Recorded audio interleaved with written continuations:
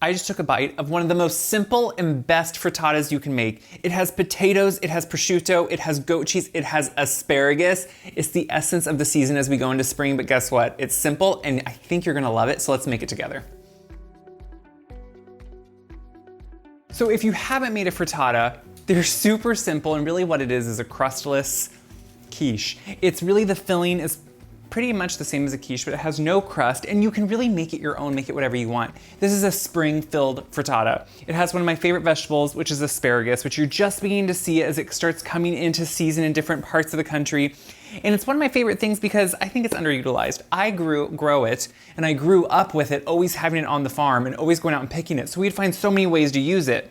One of the easiest ways is a frittata. And I love the flavor of asparagus, and I think lightly cooking it or cooking it minimally even gives it more flavor. So to start with this, we're going to actually cook some potato, because potato in a frittata you really want to pre-cook. So I have some peeled, and I already diced some, but I just want to dice up the rest. And just a little bit of whatever potato you love. I'm using obviously just a russet potato here, because that's what I had on hand, but you can use anything. You can do sweet potato in a frittata. You can do a certain type that you like. It really doesn't matter. It's just about getting that beautiful flavor in there. And again, young potatoes or new potatoes would be even more so something that lends their flavor to these spring flavors we're using. So I'm gonna put a little bit of olive oil on them. Anytime you're roasting something, olive oil or whatever oil you want to use is super important, because it's what's actually gonna help it roast and caramelize and add flavor in that roasting process. Roasting is about adding flavor. It's about cooking and adding flavor. So what I have here are the potatoes, just the right amount. I'm gonna sprinkle them with salt. Again, super important, just to make sure you get some flavor on them. Anytime I cook at home, I will layer the seasonings and flavors as I go, and that's salting at different points. In the end, you're always gonna use less salt because it's well seasoned all along the way. And then some ground black pepper, we're just gonna sprinkle that on, and that's gonna add another layer of that flavor. So once all that's on there, and I think potatoes and pepper, it's a match that needs to happen. Washing that oil off my hand. I'm gonna put these right into a high heat oven and let them roast until they're cooked through. And during that process, since these are cut very small, we can get the rest of the frittata ready because they won't take long. So while the potatoes are just roasting, which doesn't take long, I have my eggs, and I wanna put in all my eggs to make the frittata. Now this is super simple, and like I said, what's great is this can be a weeknight meal. This can be customized for whatever kind of works for the family or for yourself, and it's great for leftovers, for lunches, to have with a salad, whatever you want. So we have our eggs in there, and then I always like to add some cream. Now, you can use an alternative milk if you want to. A little bit of cream, though, can go a long way in adding some richness, quite a bit of flavor. I like to do some garlic powder or dried garlic in there, because instead of having fresh garlic that can be pretty strong and astringent, this just has a nice lighter flavor, and it just works really well. A little bit of mustard powder. Again, it's not to have this like forward mustard flavor. It adds this earthiness to it that's just really good. I think some thyme is just not only delicious with the asparagus, with the potatoes, but it adds just a hint of kind of a fresh herb flavor that I think is super important. So I'm taking off as many of the leaves as I can. If you get a little bundle of leaves in there, that's okay. I think that can be kind of pretty too. But it adds just, thyme works with everything. It's one of those things that if you keep that herb around all the time, it really is just good. Some salt and pepper, because you need to season your eggs, season it every layer of the process, a little bit of pepper, and now we can whisk this up. And whisking is pretty easy. I like to break the yolks up kind of first, but then just get in there and really make sure everything's well combined.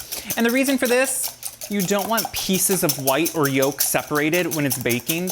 You want it to just be all consistent and smooth. And so making sure it is well mixed right now is what really does that, which it doesn't take long. Aren't eggs magical? So at this point, I think my potatoes are done. So I want to make sure I get them out so they can cool off just slightly. And you can see they're beautifully just beginning to brown. And you can always check them by just taking a knife, poking it through. It meets no resistance, that's perfect. So we're gonna let those cool slightly while we finish up. So all of our eggs are here. Now we can talk about prosciutto. I love prosciutto and asparagus. It's a classic combination. A lot of times you'll see this mixed and kind of rolled around asparagus and roasted, but it's also just good to use in here. So think of it like a bacon, but without the smokiness. It has that saltiness to it that's just delicious. And it's very thinly sliced and has this beautiful light flavor that just lends so well with everything we're using. So it comes, as you can see, on these little pieces of paper. So you just want to take it off of those and it doesn't matter if it rips, because guess what? We're going to chop it all up. So this is just a great way to add some protein, but also a layer of flavor again. My thing is, if you're going to go to the work of cooking at home, which can be a hurdle sometimes, we're busy, you have places to go, you have appointments, you want to make sure it's worthwhile and that it has a lot of flavor. And things like this are what just up the game a little bit. Prosciutto is something I always keep in the fridge. You never know when you might want to pull it out and make something really delicious with it. So once they're all off the papers, I just like to give them a rough chop. So I just kind of roll them slightly and just go through and give them a nice chop here. And what this is going to do is so we can mix it into that frittata even easier, and it adds these little pockets of just flavor into the frittata. And you can mix this up with whatever you want. You could leave it out completely, but the thing is, it really does just add that delicious, kind of just rich flavor underneath. So once all that's chopped up, we pretty much have everything assembled and we can just put it together. So I like to do it in a deep dish pie dish. If you don't have a deep dish, you could do it in a skillet, anything like that. And now what I'm gonna do is bring over those potatoes and I let them cool slightly just so they don't right away cook the egg. And you can kind of just put everything down in here. So I put parchment underneath, so it's easier for me just to kind of scrape them right off. And I like some of that residual oil with them because that's a really delicious kind of richness to it. So just spread them out somewhat evenly. Just a small amount of potato goes a long way here. We have all that beautiful prosciutto. Just kind of crumble it and let it fall into all those cracks around the potatoes, which I think you'll be surprised at the flavor this is adding. You could do bacon too, but bacon, that smokiness can really overpower, where prosciutto just kind of blends in a really kind of light way, which I like. So to this, we're gonna put the eggs right on top. Just give them a final whisk to make sure, and pour them over everything. Look how good that looks. I love how simple this is. And then, you know me, I always wanna make sure I get it all in there. So I'm gonna scrape everything in.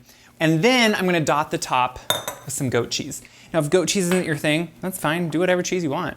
Goat cheese to me works really well again with the prosciutto. You can just crumble in pieces of it all over the eggs. I just washed my hands from putting the goat cheese on, but you can see I just dot it all around. But now the final step is the asparagus, which you can see I'm not mixing into it. But what you need to know about asparagus is if you buy it in a grocery store and it's not freshly picked, most likely it's gonna start drying out on the bottom, which you can see here. It's pretty gross and it's pretty dry. That is not fun to eat. So you can do the method where you go in and you see where it snaps easily. You can also just go check that and then cut them all to that length. Because the thing is, you don't wanna be eating where it's not tender. You want it to be tender because then it will cook quicker too. So what I'm doing in this case is now gonna lay this on top. So as opposed to sometimes where you're gonna like roast it maybe firsthand, I want it to kind of roast right on top of this egg casserole. Because for one, I like the look of that. I think it'd be really pretty, and I'm gonna cut some even for the sides, just because I think that can be a nice presentation. And I like to see the season forefront. Like I wanna see what I'm using, the best of the season, right on top of everything else. And I just think that can be more fun than sometimes having it mixed in. You have to have fun with your food and you have to make it beautiful. So as you can see, I have it all right on top. I'm gonna do just a quick drizzle of some olive oil. It kind of just rounds everything out again and just helps that asparagus. Now I'm gonna put this into the oven. So since we don't have a shell like you would with a quiche, there's not as much insulation, so it cooks fairly quickly, and you don't wanna overcook eggs, because what happens when we overcook eggs? It squeezes the proteins too tightly and it pushes out excess water or moisture, and that's why you have watery eggs. So we're gonna cook these just enough until they're just cooked, then we'll eat it. So the frittata baked, and you can see it gets nice and puffed, but then as it cools, it will fall. It's just the nature of eggs. But we didn't cook it so much that it's starting to get watery on the edges. We do still have a little bit of that oil sitting on top, which is what I wanted, because then as you eat it, you'll get little moments of that oil, which I just think are wonderful. So usually you could let it cool longer, or if you want to live on the wild side like me, you just cut it when it's really hot. Now, also remember, this makes great leftovers. So you keep it in the fridge. I even like it cold. It's eggs. You know, they're really just one of those things that can be, I don't know, multi-useful and always kind of in the mood for eggs if you like eggs and don't have an allergy. So in this case, we're just gonna hopefully get out a nice piece, get right under it there. Oh, look at that. You know what I love? You get meat, you get pockets of that goat cheese. You get the asparagus right on top so everyone knows what it is. That to me is one of the best parts of this. That it's just like that perfect moment for like spring, and yet just has a creaminess with that egg. Like, do you see how the egg and that cheese together just have a creaminess to them with those wonderful potatoes that we pre-cooked underneath?